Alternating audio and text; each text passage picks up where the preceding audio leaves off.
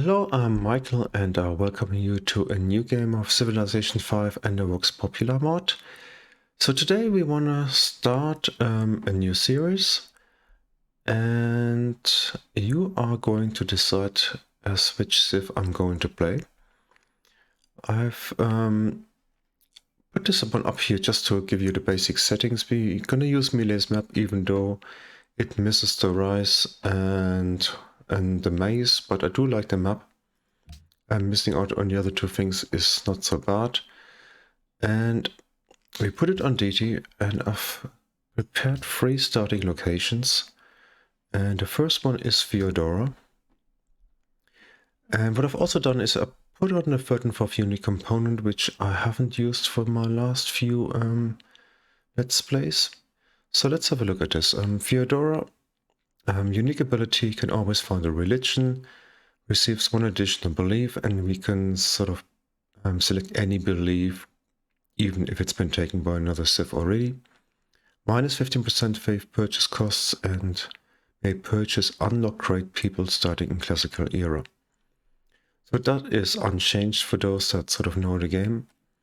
We got a good old cataphract, which is a replacement knight, which is pretty powerful, especially against cities, unlike the normal knight. Then we've got a Troman, which is a replacement Pentaconter, which is kind of insane combat strength, isn't it, for a Pentaconter? Well, if you want to find out, you gotta vote for this one. So, and then you got the Hippodrome, which is a replacement Circus Maximus. So that's like the national building. 3 gold, 4 culture, 3 happiness, and enhances all arenas and circuses as well. Yeah, I did read it right earlier. Looks like a pretty good building. And we got a Tetraconch, which is a replacement temple. 2 culture, 3 faith, plus 34%, not 33, 34. So 1 faith for every 3 citizens, which would be 33.3%. If you're into that sort of thing. And you can see what it does there. So let's have a look here. I rolled the starting location. It was the first one. No, it was the second one here. The first one I didn't like at all. The second one, I moved my guys just a little bit so you can have a look at the land. Our luxury, monopoly luxury is gold. Just not the best monopoly bonus in the world. And what we also don't have is a lot of food. But there might be a way around it. Those of you that know the game a little bit will think what I have in mind. So that is the first Civ I've prepared for you. In fact, because I'm doing it like this, you can see the other two as well. So the second one is Attila. Let's have a look at that fella. He's the guy who always spills his drink, right? And he shouts pretty loudly. That's him, looking slightly grim. So unique ability. Friendly and enemy war weariness is modified by 50%. Mounted melee and army units may capture defeated units, so you can capture somebody when you defeat them and they don't consume any unit supply. That might actually be quite handy. It sort of allows you to have an early large army, larger than what your supply cap would normally allow you. And then this thing is adjacent unowned land tiles are claimed when cities earn a tile of the same type. That's better explained on a map maybe. So then we got our units. We got the horse archer, which is the regular guy. It's a replacement skirmisher. Pretty useless. It's got some nice promotions. If you can keep them, it might be okay. Similar, it's got a replacement horseman, which is slightly stronger. It's got some unique promotions, which is the most interesting thing about it. How effective they actually are in a game remains to be seen. You got the Icky, that's good old thing, that's been there for the longest time. So that can be built on flat land without access to fresh water. You want to keep that in mind when you see the map here. If I'd known about it, I might have changed it actually.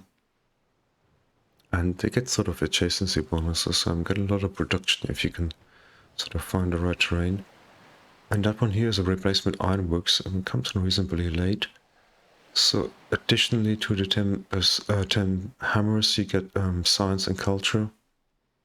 And they also boost stables, so it gives them 2 culture and 2 hammers. That's a pretty good thing. And the rest of thing is not terribly relevant. So let's have a look at that map here. I thought that looked interesting enough. Until just now I had a look at the icky thing. No access to fresh water, sort of. You can forget about all those river turtles. There's coffee here. And I'll leave the mouse here. You can see when I get plantation on it, we get 2 signs from that. And the monopoly bonus is pretty good as well. Add to that an atoll and whales. Looks reasonable. Maybe not the best for the ickies, but maybe we can find some better terrain. So if you like to vote for this one, that's number 2. And then the last one is yet another Civ. It's Boudica. So we played this a couple times on sort of irregular live streams and things are done. I actually played her, was it last week or a week before? I actually had a pretty good start. I didn't continue the game. So it's the usual stuff here. She's got her own unique set of pantheon beliefs that nobody else can sort of get. And then own cities with their religion neither generate nor receive foreign religious pressure. Plus we faith in own cities. The Pictish warrior we all know about. Get faith from killing things, so you don't have to build a shrine. Not like I did in that live game I did last week. Then the South Chariot is...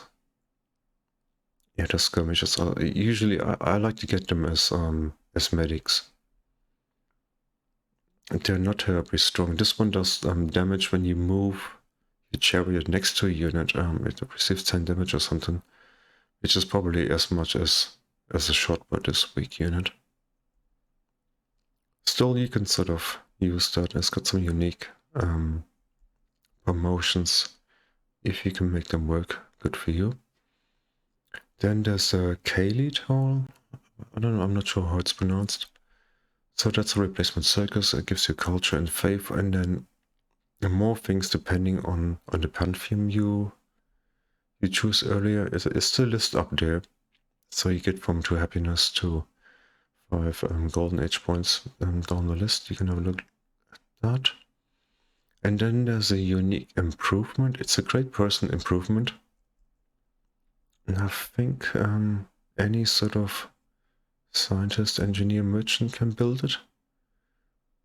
And it gives some culture golden faith outright. And golden age points production, science and food. And it also enhances adjacent tiles in the list that you see below.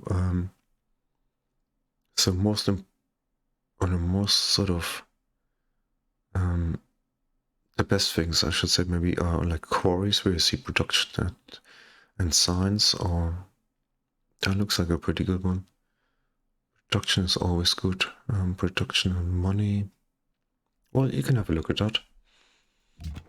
And I rolled quite a few starting locations here because I didn't fancy any of them.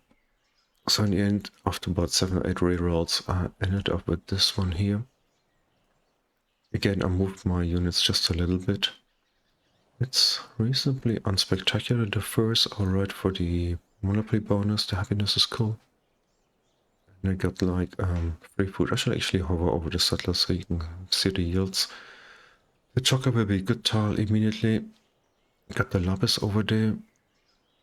We could move over to the mountain. So there is also some tundra to desert, everything here. So if you like this one, that would be alternative number 3.